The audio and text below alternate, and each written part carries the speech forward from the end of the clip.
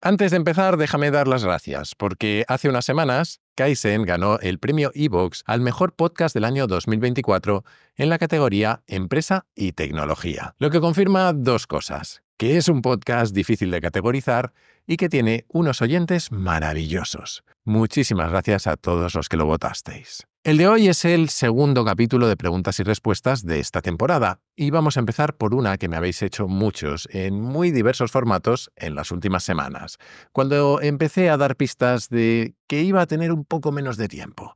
Y es que, como seguramente sepas, hace año y medio, más o menos, decidí tomarme un periodo sabático, o todo lo sabático de lo que yo soy capaz, teniendo en cuenta que tengo tendencia a hacer muchas cosas, seguramente demasiadas. En cualquier caso, no tenía más objetivo entonces que dar la bienvenida a mi hija a este mundo y pasar tiempo con mi familia. Y lo cierto es que no tenía un plan, ni tan siquiera una idea de qué quería hacer después. He hablado de ello en varios capítulos y siempre lo he explicado como que mi intención era permitirme vagar y ver qué caminos surgían. Bueno, pues es posible que hayas visto algo si me sigues en redes sociales.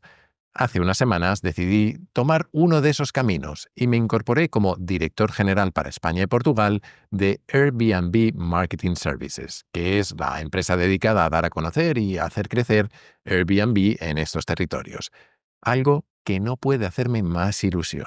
Por más que odie hacerme mayor, llevo muchos años en el sector tecnológico y lo cierto es que Airbnb siempre fue una empresa referente para mí, no solo por su historia de crecimiento e impacto, sino por su sensibilidad social, estética y cultural. Es una empresa muy especial. Pero además, porque a lo largo del tiempo he tenido la oportunidad de conocer a mucha gente que trabajaba aquí y siempre me he encontrado con personas realmente inspiradoras, inteligentes, capaces y a la vez muy humanas. Tengo presente que en los últimos años, en España más que en otros países, la actividad que genera el turismo y en particular Airbnb como empresa que revolucionó la manera de encontrar alojamiento, se ha visto asociada a algunos fenómenos negativos, como el turismo de masas o la dificultad que hay en muchas ciudades para acceder a una vivienda. Y aunque desde que empecé con el podcast he tenido por norma mantenerlo algo alejado de mi vida profesional y voy a seguir haciéndolo en el futuro, porque para mí Kaizen es un maravilloso hobby que ha acabado siendo parte de mi identidad, no quería dejar de decir un par de cosas. Empezando porque, personalmente, creo que esos debates se están afrontando de una forma muy simplista. Hemos hablado mucho en el podcast de complejidad y creo que esos fenómenos son un buen ejemplo de ella. Atribuir a una empresa o a una actividad todo el resultado de décadas de planificación urbanística o de políticas económicas centradas en el turismo me parece un enorme error, porque no solo no va a solucionar esos problemas, sino que, por un lado, puede llevarse por delante muchos de los beneficios que ha traído esta actividad y, por otro, nos distrae de encontrar soluciones reales. Yo puedo decir que en Airbnb he encontrado una empresa que no rehúye el hecho de que todas las actividades humanas tienen impactos positivos y negativos, y que es esencial encontrar equilibrios que tengan sentido para todo el mundo, no solo para sus accionistas o sus usuarios. He encontrado una empresa que quiere genuinamente aportar soluciones y trabajar con las administraciones allá donde ese equilibrio no esté funcionando y que está realmente dispuesta a hacerlo, pero que, a la vez, allá donde ese equilibrio sí funcione, que en realidad es en la mayoría de los sitios, quiere defender un modelo que tiene muchos aspectos positivos para toda la sociedad. Y creo que en explicar esto y en encontrar soluciones razonables y equilibradas va a consistir mucho de mi trabajo y del del equipo en los próximos años.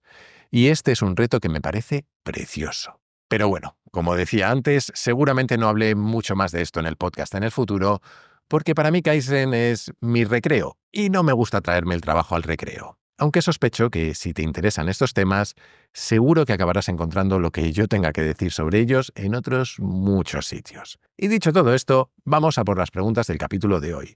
No sin antes recordarte que puedes enviar tus notas de voz por WhatsApp, a poder ser de no más de 2 minutos, haciendo tu propia pregunta o mejor aún, ayudándome a responder a alguna al 683-172-622 con el prefijo 34 si lo mandas desde un número que no sea español. Y como siempre, hoy tenemos un menú de lo más variado. Hablamos de serenidad y experiencia vital, de trabajo en equipo, de recuperar la paz, del difícil equilibrio entre la vida familiar y profesional, del principio de Peter y del necesario equilibrio entre especialistas y generalista. no está mal.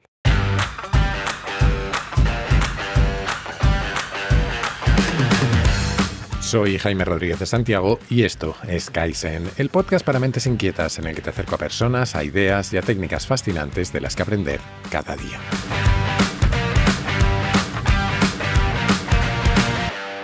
Antes de lanzarnos a por los audios, voy a responder a un mensaje que me mandó Pablo, un miembro de la comunidad Kaizen. Decía más o menos lo siguiente. Buenas, Jaime. Por si te faltan temas para los próximos Q&A, me estaba preguntando si todas las cosas que te han pasado desde que empezaste el podcast hasta ahora te habían hecho cambiar tu forma de pensar de manera radical en algún aspecto vital.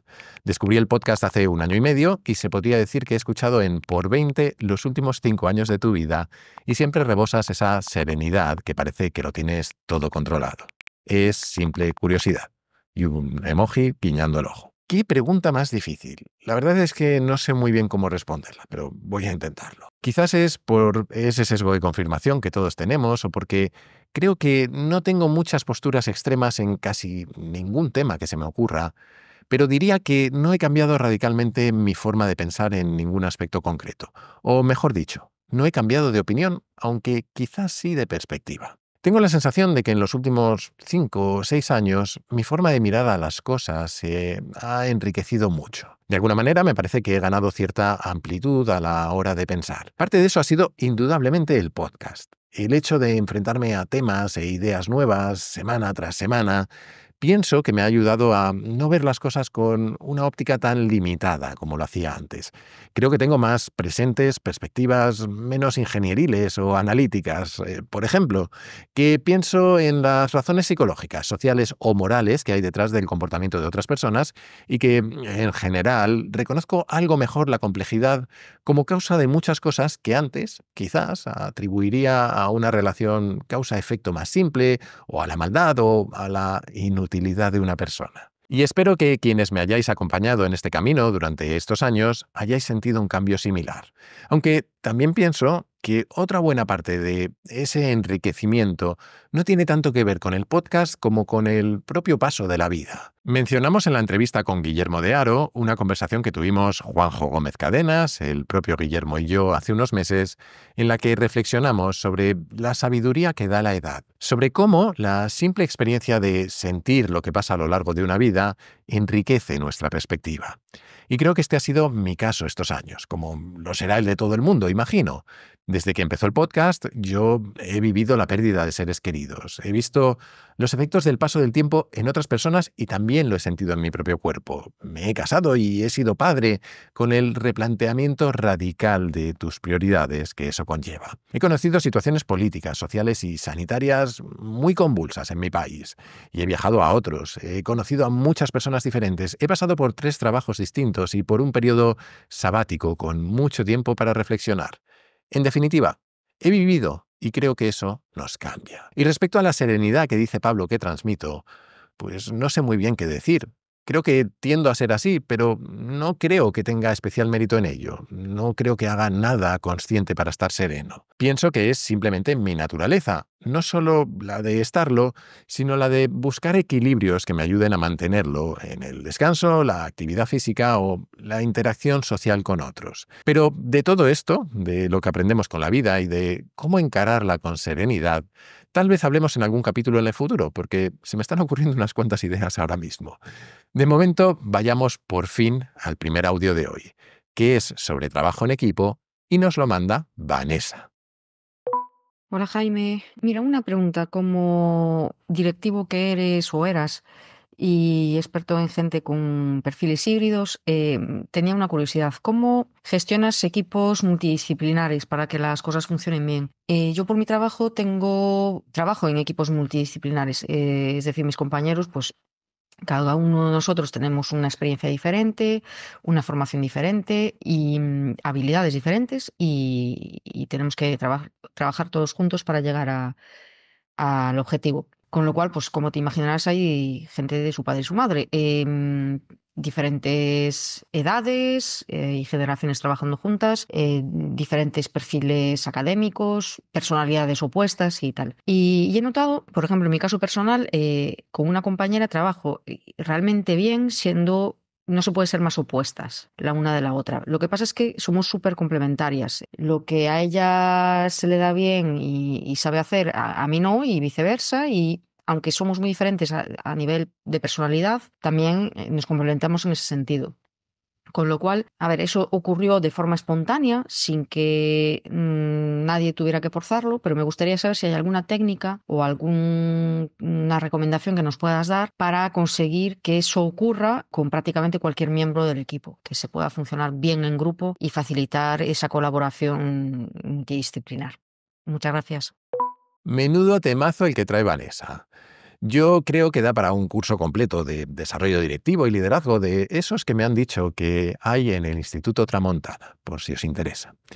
Bromas aparte, creo que es un tema o enormemente complejo o relativamente sencillo, según cómo se mire. Empecemos por lo sencillo y vamos a tratar de dejar algunas ideas más después. Lo sencillo es que, como dice Patrick Lencioni, un autor que me gusta mucho, el éxito en el trabajo en equipo no creo que sea cuestión de dominar teorías sutiles y complicadas, sino de aplicar el sentido común con niveles muy poco comunes de disciplina y persistencia. Los equipos que funcionan son los que reconocen su propia humanidad y sus imperfecciones y desde ahí buscan maneras de generar confianza, debate, compromiso y responsabilidad, básicamente. Vanessa mencionaba la complementariedad y pienso que eso ayuda, claro, pero creo que más como un mecanismo de ampliar nuestras miras a la hora de resolver problemas que como algo que haga por sí mismo que funcionemos como equipo.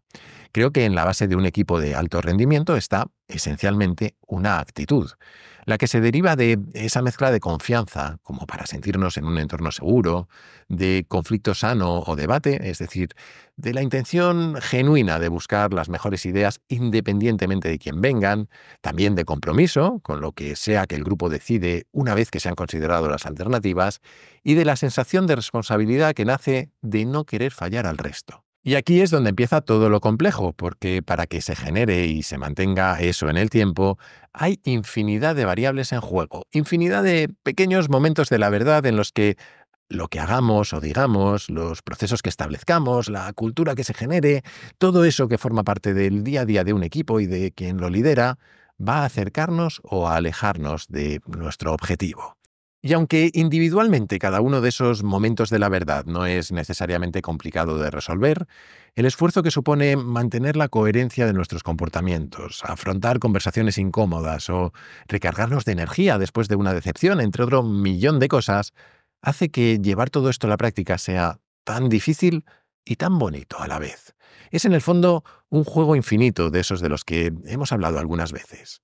Pero bueno, como digo, ahora ya sin bromas, todos estos temas dan para muchísimo y es imposible tratarlos en una respuesta breve, aunque pienso que un buen punto de partida es precisamente la obra de Patrick Lencioni, a quien mencionaba antes. En concreto, un libro que os recomiendo y que se lee además muy fácilmente. The Five Dysfunctions of a Team, las 5 disfunciones de un equipo, que os dejo enlazado en las notas para quienes tengáis curiosidad. Vamos ahora por otro audio, de Javier, que en parte tiene que ver con eso de la serenidad que hablábamos antes. Hola Jaime, ¿qué tal? Soy Javier, el criador de gallinas en libertad en los Andes ecuatorianos. Como sabes, todos los seres vivos, percibimos el mundo con nuestros sentidos. Las gallinas utilizan especialmente 3, la vista, el oído y el tacto. Y con esos tan solo 3 sentidos han desarrollado una constancia adaptativa bastante buena. Es decir, sí, pues como la palabra, se van adaptando constantemente porque no es el más fuerte el que sobrevive, sino el que mejor se adapta. Y eso en nosotros.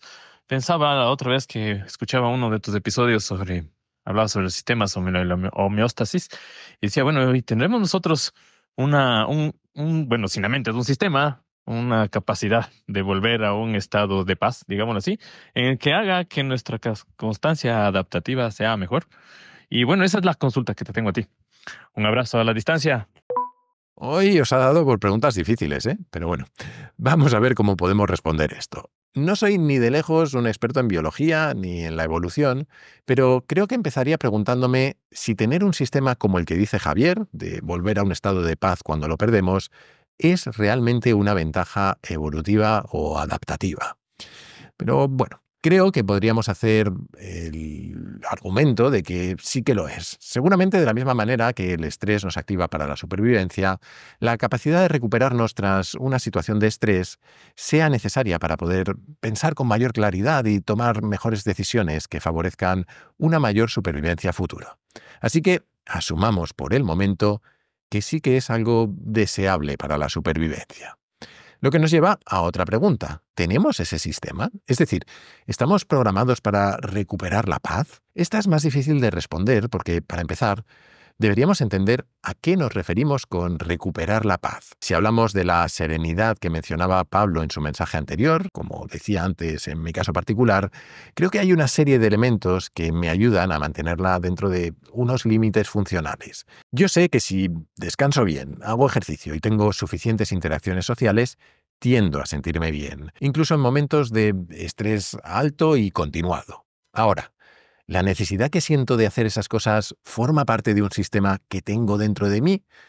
Esto ya no lo tengo tan claro porque creo que no puedo saberlo de ninguna manera, pero sospecho que sí. En esa experiencia de la vida que decía antes que vamos ganando con los años, algo que creo que he aprendido es que los seres humanos estamos llenos de mecanismos que nos impulsan a recuperarnos de lo que sea. Por poner un ejemplo, si alguna vez has sufrido una ruptura sentimental, es probable que hayas sentido la necesidad de contárselo a otros, de desahogarte.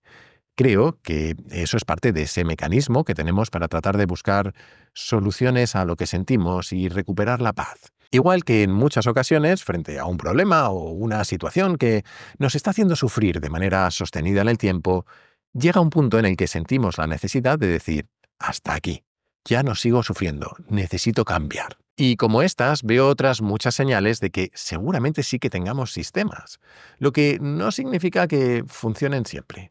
En ocasiones acaban llevándonos a todo lo contrario a lo que pretendemos. ¿Cuánta gente ha caído en adicciones buscando una salida a una situación? ¿Cuánta ha sido manipulada por personas malintencionadas o sectas? ¿Cuánta, en lugar de encontrar el cambio que necesita, ha decidido que la forma de dejar de sufrir era dejar de vivir? Una idea que se repite una y otra vez en este podcast es que los humanos somos enormemente complejos y los mismos mecanismos que nos ayudan en algunos aspectos se pueden volver contra nosotros en otros. En fin, cambiemos de tercio y vayamos a un audio de Manuel sobre la disrupción que puede suponer la paternidad. Buenos días, Jaime. Te quiero, saludar y dar las gracias por todo lo que haces, y te quiero decir que me reivindico como fiel seguidor y fan tuyo de los Top, porque desde que te conocí, me decidí a escucharte no mucho, sino todos y cada uno de tus podcasts. Te conocí cuando no eras padre, cuando nació tu hijo, cuando pues ya lo estás criando.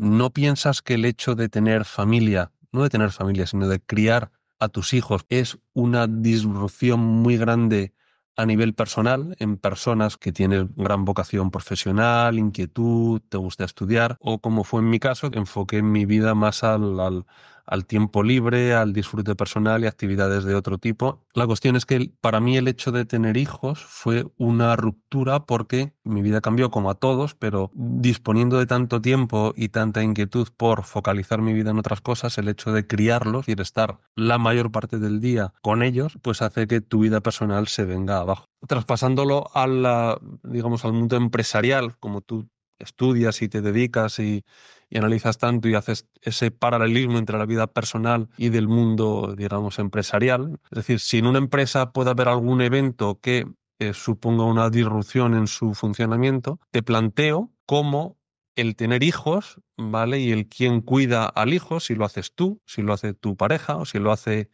tus padres o tus suegros, o una persona a la que pagas para que cuide, ese diferente enfoque o planteamiento, cómo hace que tú puedas continuar con tu vida profesional o con tu vida, si quieres, personal. Porque al final, criar un hijo no es que sea bonito, feo o no vayas a quererlo, sino que, bajo mi punto de vista, pues te quita muchísimas oportunidades de muchísimas cosas. En fin, era lo que te quería plantear. No sé todavía si abordas este tema, pero es una reflexión que a mí ha supuesto En fin, yo ya lo he vivido, he pasado todo eso, pero ha supuesto un gran hito, vamos a decir, personal a nivel vital. Muchísimas gracias y perdona por extenderme tanto. Me parece maravilloso que podamos hablar de estos temas con naturalidad porque la conciliación, la búsqueda de equilibrios entre la familia, la ambición profesional o nuestro desarrollo personal es uno de los ejercicios más difíciles de la vida adulta. Y a veces se genera una especie de mística en la que todos tratamos de proyectar una perfección que es simplemente imposible. Vaya por delante algo, por lo tanto. Yo, como tantos otros padres y madres, imagino, no he encontrado una solución definitiva a todo esto.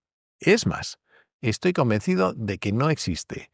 No hay una única forma que nos sirva a todos durante toda la vida para equilibrar todo esto. Mi manera de aproximarlo parte de dos ideas. Una, pensar en la pareja como un equipo. Y la otra, pensar en la vida y la carrera profesional como una sucesión de fases. Hablábamos en relación al audio de Vanessa de trabajo en equipo, y yo tiendo, como te decía, a pensar que la pareja es un equipo, uno en el que debemos acordar una visión común, tener la confianza de que nos vamos a apoyar en el camino que queremos seguir, abrir vías de debate y de conflicto lo más sano posible, asumir compromisos y sentir la responsabilidad de no fallar a la otra persona que tenemos al lado. Y todo esto es mucho más fácil de decir que de hacer. Y por supuesto, no todas las personas que tienen hijos tienen pareja, así que esto que digo puede no ser aplicable para ellas. Pero al menos esta es mi situación. Por otro lado, creo que he dicho alguna vez que he visto mi carrera y en realidad mi vida como una serie de arcos narrativos o capítulos o fases o como queramos llamarlo. Algunos se superponen con otros, pero en general siempre he ido distinguiendo distintas etapas en mi vida. La etapa de emprendedor, la de ejecutivo, la de podcaster, la de profesor, la sabática, y todas ellas, claro, se solapan con mis fases vitales, la de estudiante, soltero, en pareja, casado o padre, por ejemplo. Pero también la que lentamente me lleva de ser hijo, cuidado por mis padres, a ser yo el cuidador. Uniendo ambas ideas, mi forma de abordar esta tensión que hay entre las distintas facetas de nuestras vidas, esa disrupción de la que habla Manuel, ha sido la de ir planteando y acordando equilibrios diferentes en etapas distintas. Hubo un tiempo en el que, cuando la gente me preguntaba cómo hacía yo para hacer tantas cosas a la vez, siempre respondía lo mismo, que lo que hacía era trampa, que sí tenía trabajo, podcast, clases, pareja y hacía deporte, pero que no tenía hijos. Después, al ser padre, volví a hacer trampas porque dejé el trabajo.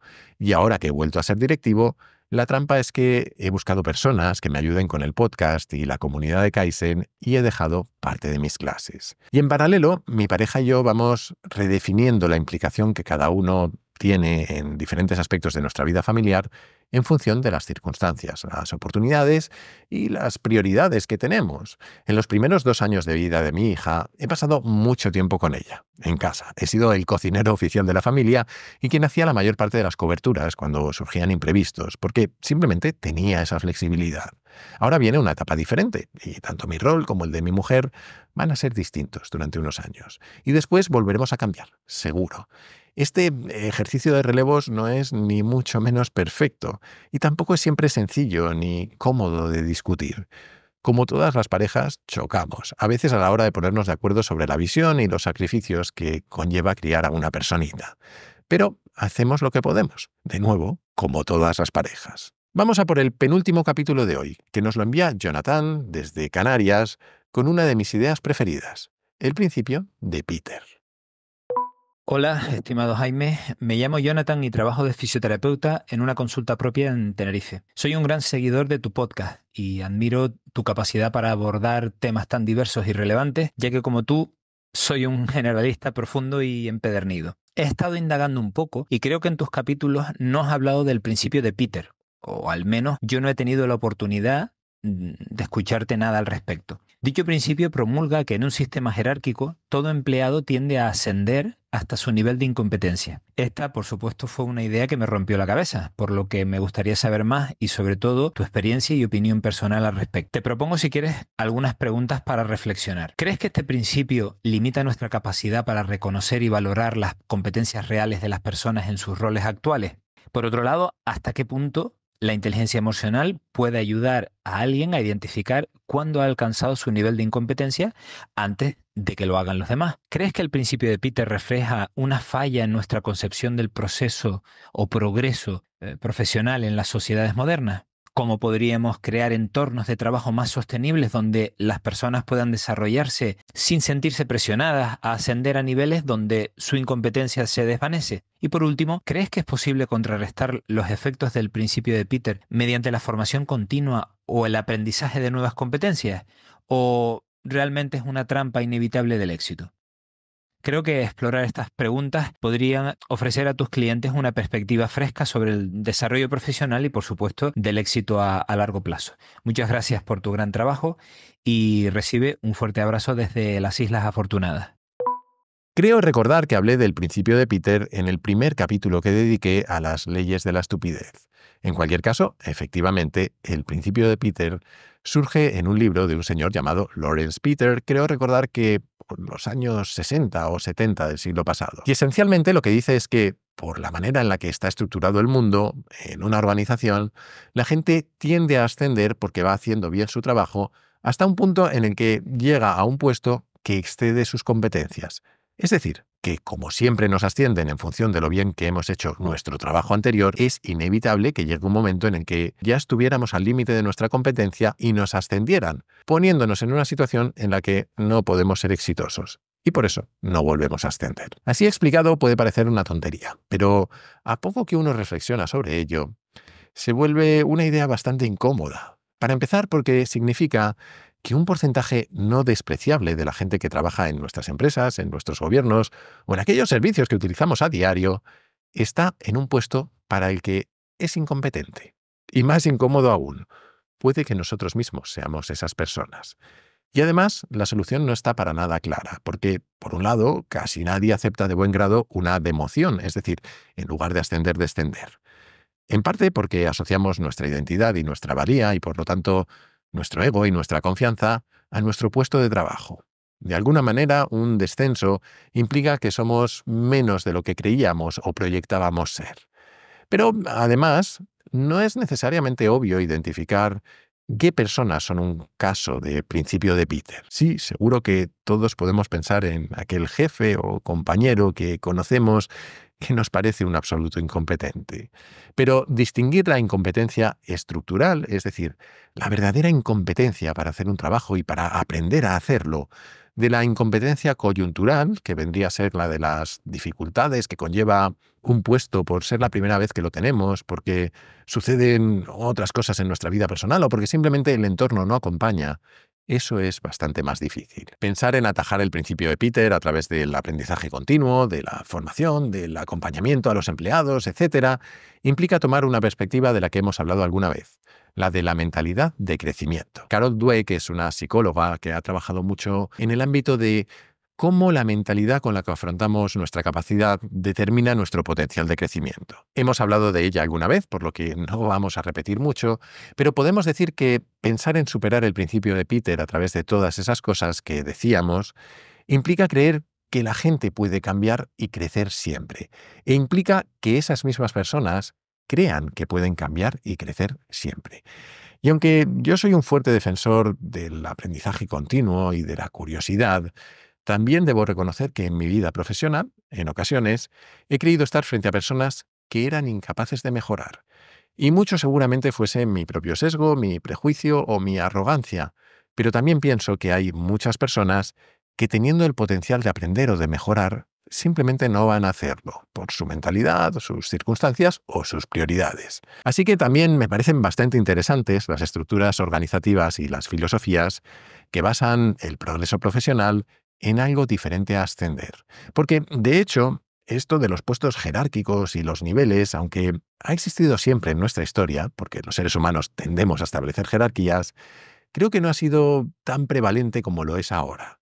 Durante siglos y siglos, muchas de las profesiones humanas eran artesanas y progresar no era tanto ascender como aprender y refinar nuestra técnica, como hacernos maestros de aquello a lo que nos dedicábamos. Y pienso que plantearnos la vida profesional como un ejercicio de búsqueda de la maestría, ya sea en las finanzas, en la gestión de personas o en la ingeniería o en lo que sea, seguramente nos ayude a convivir con nuestro propio riesgo de acabar siendo un caso de principio de Peter. Y vamos a terminar por hoy con Fernando, que nos envía un audio desde Argentina sobre el equilibrio entre tener generalistas y especialistas.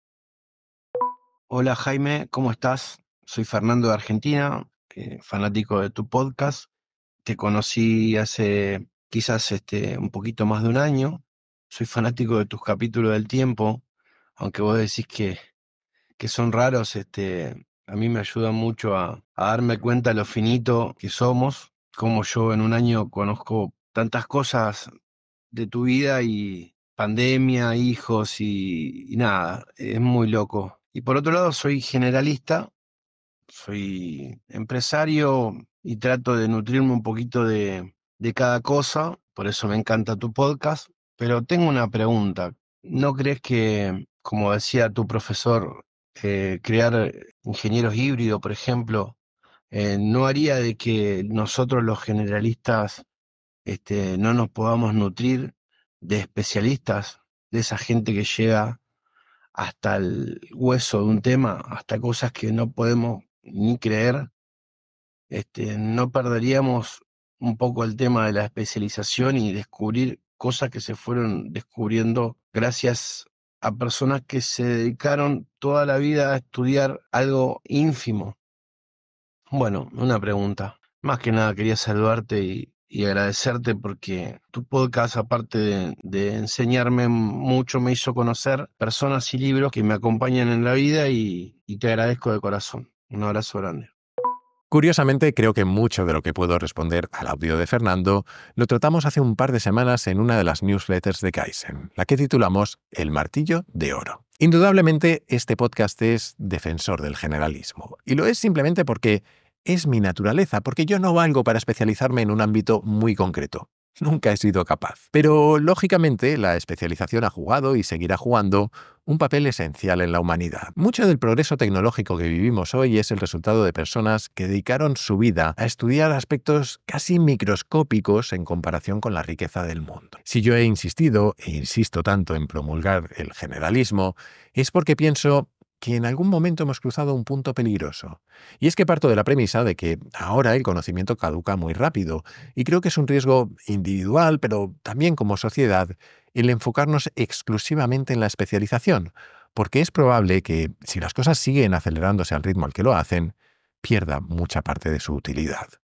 Soy más partidario de las visiones que hablan de un nuevo generalismo, aunque en realidad también podrían hablar de una nueva especialización. Porque en el fondo lo que defienden esas visiones y lo que creo que defiendo yo no es que no nos especialicemos, sino que combinemos la especialización en uno o unos pocos ámbitos con conocimientos y habilidades transversales que nos permitan conectar nuestras disciplinas entre sí y con las de otros. Es, por ejemplo, de lo que habla el libro Range de David Epstein. Claramente, los generalistas y los especialistas se complementan. En esa newsletter que he mencionado antes, hablamos de un relato de Isaac Asimov sobre un futuro en el que todo el mundo acaba especializado de acuerdo a sus capacidades básicas, con disciplinas y contenidos elegidos y elaborados por otros para maximizar su rendimiento. Pero siempre se necesitaba alguien que pensara en nuevas disciplinas y en nuevos contenidos. Y hasta aquí el capítulo de esta semana. Kaizen y yo volveremos la que viene, pero como siempre te animo a suscribirte y recomendar el podcast allá donde lo escuches o veas, pero especialmente a tus amigos, que creo que es la mejor forma de que siga creciendo. Además, si quieres apoyarlo económicamente y ayudarme a que pueda hacer más y mejores contenidos, puedes unirte a la comunidad Kaizen, que tiene también un montón de ventajas. Tendrás acceso a un foro en el que encontrarás a otros curiosos compulsivos, recomendaciones de cientos de libros y películas, tendrás acceso a contenidos exclusivos como los guiones del podcast y a un feed privado para escucharlo sin publicidad y antes que nadie. También podrás reservar sesiones de mentoría conmigo, participar en los encuentros virtuales que hacemos cada mes y tener acceso prioritario a las grabaciones en directo. Vamos, que aunque pienso que el principal valor de verdad es ayudar a que el podcast siga adelante, he intentado que tengas muchos motivos para unirte. Si quieres hacerlo, solo tienes que entrar en mi web, jaimerodriguezdesantiago.com, y hacer clic en el banner rojo. Y desde esa misma web o desde mi Twitter, @jaime_rds, puedes hacerme llegar tus comentarios, tus sugerencias, lo que tú quieras. Siempre contesto, aunque a veces tardo un poco y a veces mucho y a veces muchísimo, pero acabo contestando. Y recuerda que si quieres participar en el podcast, puedes hacerlo enviando tus notas de audio por WhatsApp al siguiente número: 683-172-622 con el prefijo 34 si lo mandas desde fuera de España. Y esto es todo por hoy. Muchísimas gracias por estar ahí y hasta la semana que viene.